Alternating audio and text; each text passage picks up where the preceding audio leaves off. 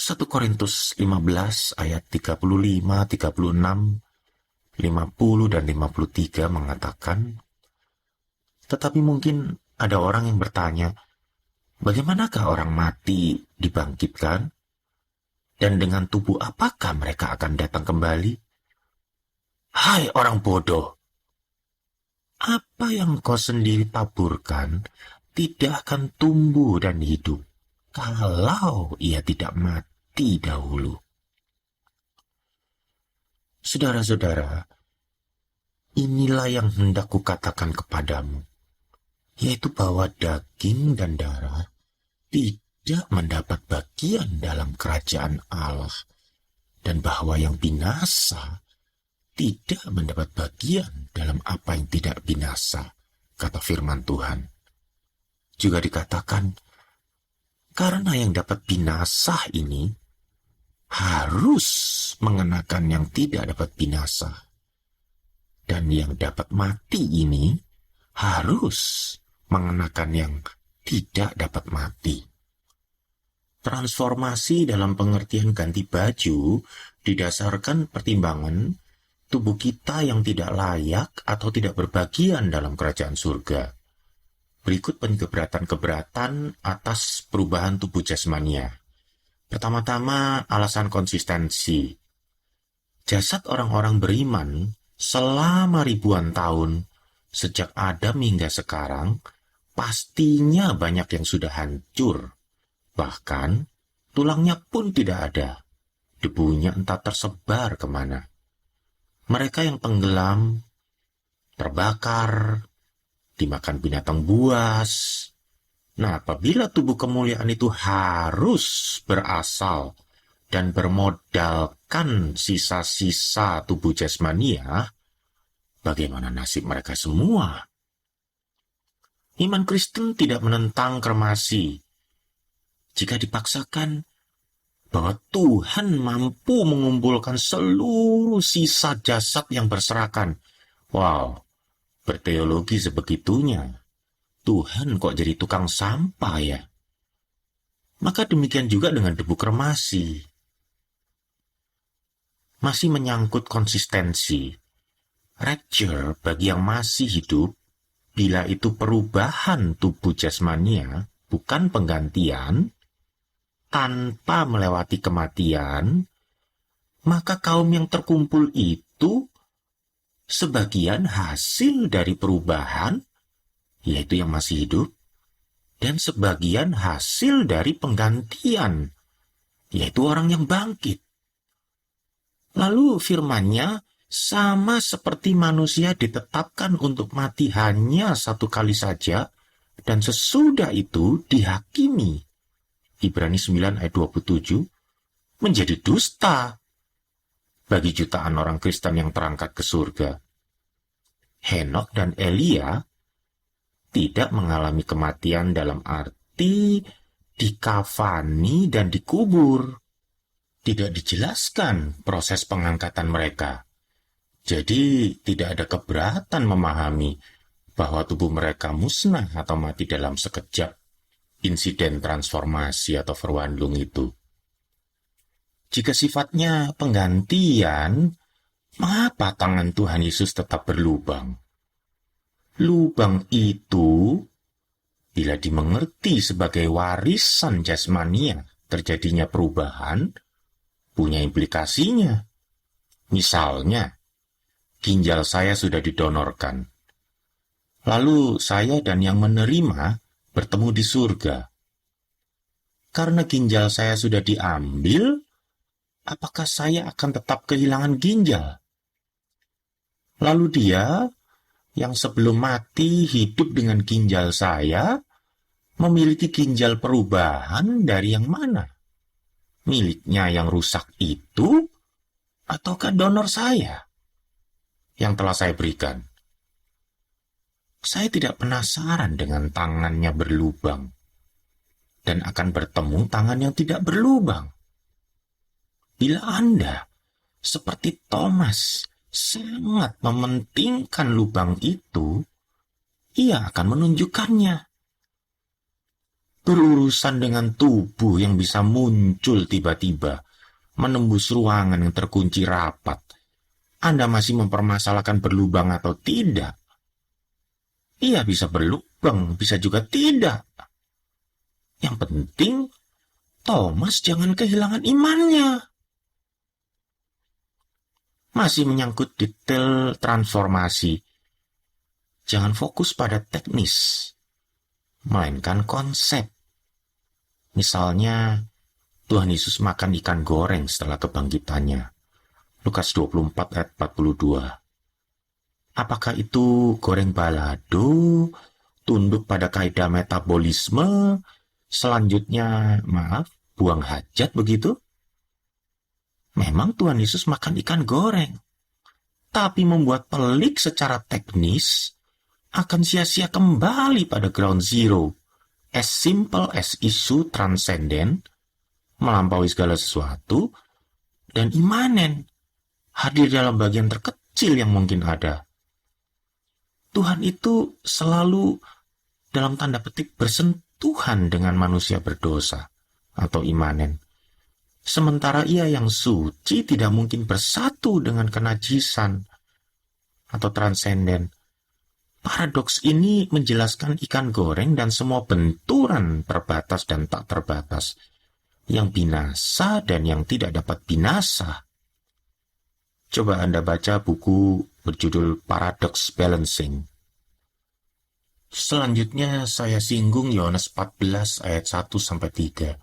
Dikatakan, janganlah gelisah hatimu. Percayalah kepada Allah, percayalah juga kepadaku. Di rumah Bapakku banyak tempat tinggal. Jika tidak demikian, tentu aku mengatakannya kepadamu. Sebab aku pergi ke situ untuk menyediakan tempat bagimu. Dan apabila aku telah pergi ke situ dan telah menyediakan tempat bagimu, aku akan datang kembali dan membawa kamu ke tempatku, supaya di tempat di mana aku berada, kamu pun berada. Sebuah janji yang begitu romantis. Sayangnya bertepuk sebelah tangan, karena sang mempelai ketakutan diboyong pulang. Zaman sekarang, pesta pernikahan suka memakai I.O. atau event organizer. Perjamuan anak domba, siapa I.O.-nya? Para pendeta atau Roh Kudus? Yang pasti, dunia ini marak spanduk-spanduk menjanjikan kesembuhan ilahi. Untuk apa? Bayangkan mau nikah, tunangan Anda nervous, ia takut keluar hotel, padahal mobil sudah disiapkan. Staf CEO bukannya menenangkan tunangan Anda, malah mengusir Pak supir yang sudah menunggu. Pak, atas nama mempelai pria, tolong tinggalkan hotel ini sekarang. Supir itu pergi. Tunangan Anda bersorak kegirangan. Oh, calon suamiku penuh cinta kasih. Kini aku bisa tinggal lebih lama di hotel. Mengertikah, saudara? Jadi, apakah penyakit tidak usah disembuhkan? Apakah tim besuk ke rumah sakit tidak alkitabiah? Oh, jelas bukan. Tuhan Yesus sendiri mengakui perlunya tabib, dan ia sering melakukan mujizat penyembuhan. Namun, tabib atau mujizat itu sekunder. Pertanyaan saya adalah, untuk apa? Ini kaitannya dengan tanggung jawab. Tugasnya sudah rampung atau belum? Penilainya adalah Tuhan. Dia punya alasannya sendiri. Mendoakan adalah membantu mempersiapkan kerohanian seseorang agar menyatu dengan kehendak Tuhan, tidak lebih. Apalagi nekat mempertahankan mujizat. Berapa banyak orang meninggal karena disuruh membuang obat-obatan. propaganda mujizat kesembuhan tidak cocok dengan teologi Paulus. Saya tidak mengatakan bahwa Tuhan tidak sanggup, tentu saja sanggup, atau tidak mau mengadakan mujizat hari ini. Pandangan yang keliru tadi didasarkan pada asumsi bahwa segala yang dianggap sial, entah itu penyakit, kemiskinan, pastinya bukan dari Tuhan. Bagaimana dengan wajah tak elok atau IQ yang kurang? Bilur-bilurnya telah mengusir semua kekurangan tersebut didasarkan pada 1 Petrus 2 ayat 24, out of context. Di tengah-tengah bisingnya propaganda tersebut, saya menegaskan bahwa penyakit, kemiskinan, semua yang dianggap sial tadi bisa saja dari Tuhan. At least diizinkan Tuhan. Saya tunjukkan, sama sekali tidak sulit memahaminya. Kita kesampingkan jemaat. Coba diselidiki. Dari sekian pendeta yang mendukung propaganda mujizat, berapa orang yang meninggal duduk tenang di kursi atau di atas tempat tidur tanpa sakit? Sisanya bagaimana? Diopname, kecelakaan, gagal ginjal, stroke, serangan jantung, atau kesialan yang mana? Ada yang meninggal sewaktu jaya-jayanya, masih muda, indikasi kolesterol. Dulu saya pernah dikirimi email, mohon dukungan doanya bagi seorang evangelis yang menderita kanker. Disebutkan dia sangat terpukul batinnya akibat vonis tersebut. Tak perlu saya sebutkan nama-namanya. Mereka semua sangat terkenal pada masa itu. Hati-hati dengan yang kau ajarkan, karena Tuhan akan menjajalnya pada dirimu sendiri. 1 Timotius 4 ayat 16. Bila kesembuhan atau mujizat tak kunjung terjadi, harus lapang dada. Berarti kematian orang itu tanda Tuhan tak berkenan. Oleh karena itu, khasiat bilur-bilurnya menjauh. Bila bilur-bilurnya tak pernah gagal menjaga anak-anak Tuhan, maka yang mati itu pasti bukan anaknya.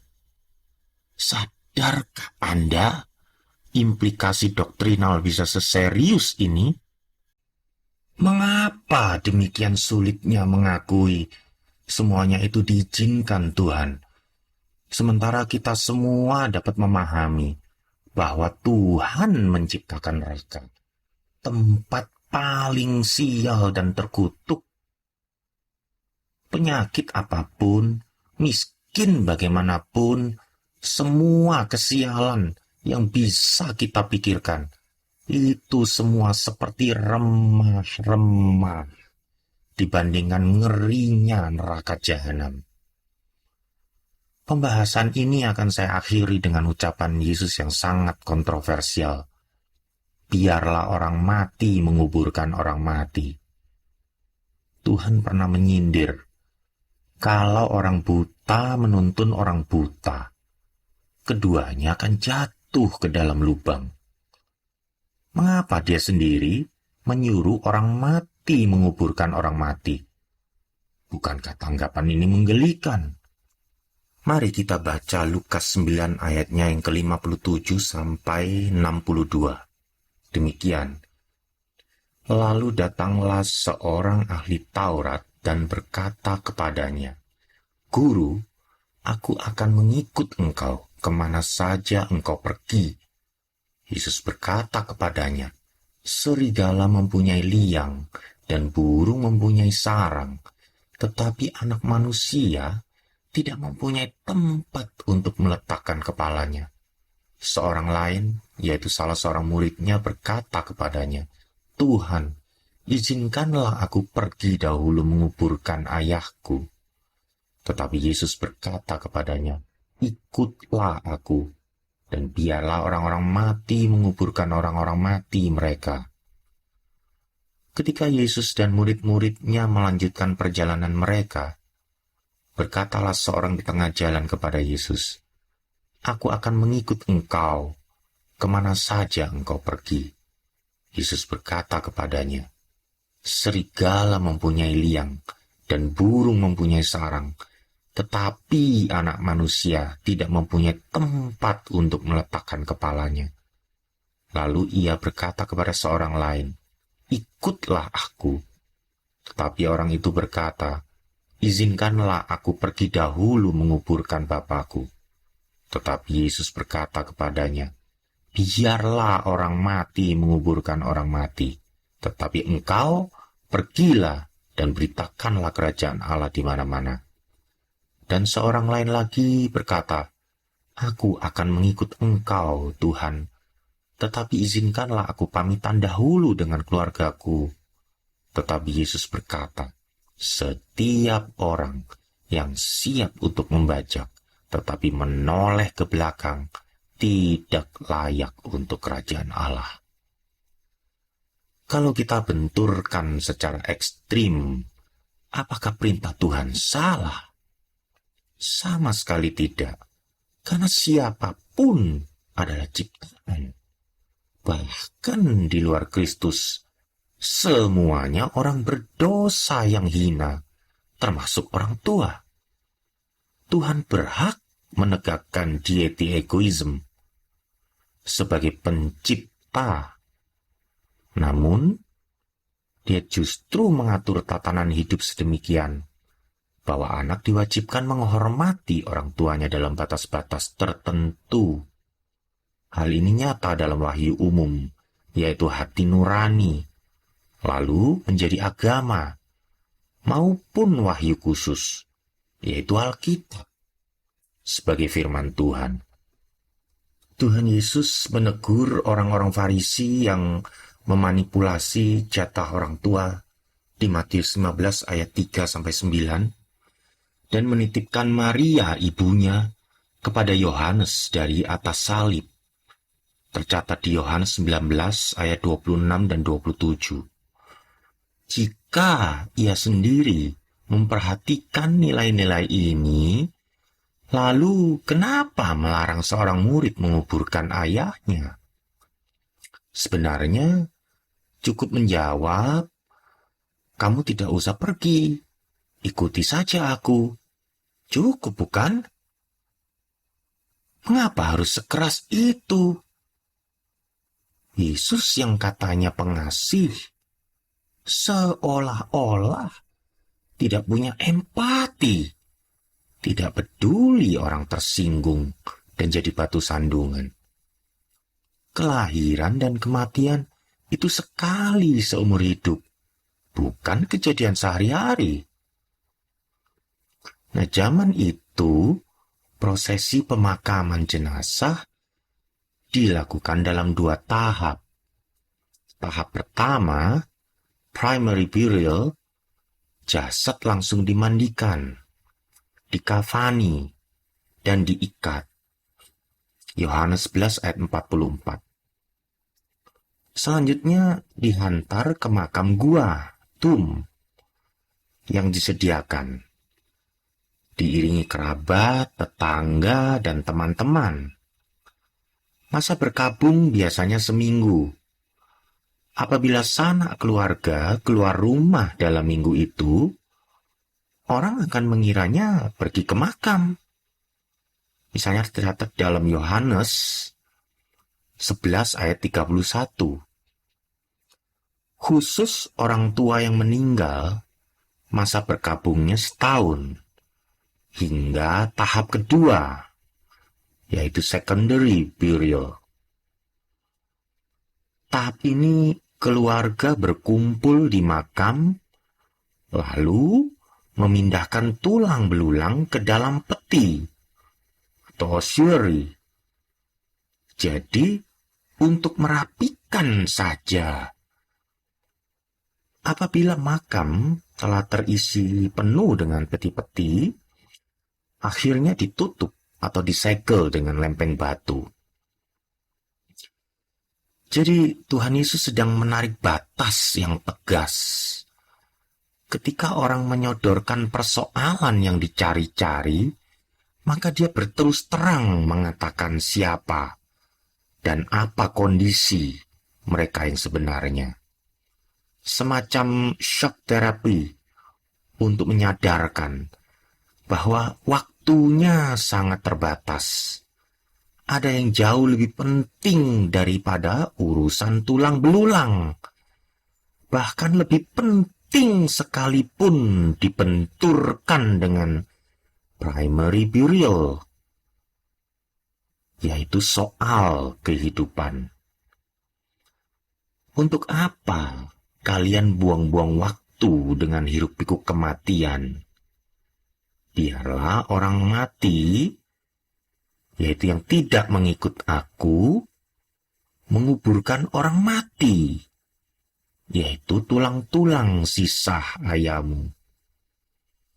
Di sini Tuhan menggabungkan dua realms, yaitu kematian jasmani dan kematian rohani. Orang yang mati rohaninya as good as dead, meskipun dia masih hidup. Soal dua realms tadi ada sedikit catatan. Hal serupa ketika Tuhan Yesus berkata, "Akulah kebangkitan dan hidup." Yohanes 11 ayat 25 dan 26. Manusia terdiri dari tubuh yang fana dan roh yang kekal. Kita akan hidup kembali, itu bangkit dalam tubuh kemuliaan setelah tubuh ini menghadapi kematian. Namun roh kita yang dilahirbarukan telah hidup sejak kita menerima Yesus dan diselamatkan untuk selama-lamanya. Terobosan ini ringkas dan mengejutkan konsep Yahudi zaman itu. Sebab itu, Tuhan Yesus menantang dengan pertanyaan, "Percayakah engkau akan hal ini?" Nah, kembali kepada soal tadi, rupa-rupanya beberapa murid memperlakukan Yesus layaknya sambilan. Lalu mereka membiarkan atau membuka dirinya terpancing seluk-beluk duniawi. Ada murid izin pamitan dengan keluarga. Saat pulang rumah, pasti ada saja hal-hal yang belum atau perlu dibereskan. Lalu, pilih yang mana? Apakah Yesus masih diingat? Akhirnya Tuhan mengucapkan kalimat yang paling menakutkan. Kalau engkau menoleh, engkau tidak layak. Karena tidak semua orang dipanggil dan diberi tempat. Nah, sedikit catatan, Reform Theology membedakan general calling dan effective calling. Ketika Injil diberitakan, siapapun secara umum dapat mendengarnya. Namun, seseorang hanya mungkin merespon dengan benar, yaitu efeknya, ketika Roh Kudus secara khusus mengetuk pintu hatinya, internal, sehingga dia sadar dan bertobat. Ketika seorang ahli Taurat hendak mengikut dia, dijawab, "Aku tidak punya tempat meletakkan kepala." Sebuah hal basic yang binatang pun miliki, namun tak kusediakan bagi diriku. Mungkin begitu maksud Tuhan. Lebih baik kamu pikir-pikir lagi. Motivator sekuler pasti sepakat. Tidak dijumpai sedikit pun figur motivator yang dalam tanda petik baik pada teks Lukas 9 ayat 57-62. Respon demi respon yang diperagakan semuanya mendemotivasi. Tetapi anehnya Yesus yang sama berpesan kepada Petrus, "Tetapi aku telah berdoa untuk engkau, supaya imanmu jangan gugur. Dan engkau, jikalau engkau sudah insaf, kuatkanlah saudara-saudaramu. Lukas 22 ayat 32. Kali ketiga Petrus menyangkal, Tuhan menoleh, memandangnya. Saya yakin maksudnya bukan, apa ku bilang? Kamu sok jago kan? Ternyata begini rupamu. Melainkan, Petrus, ingat doaku.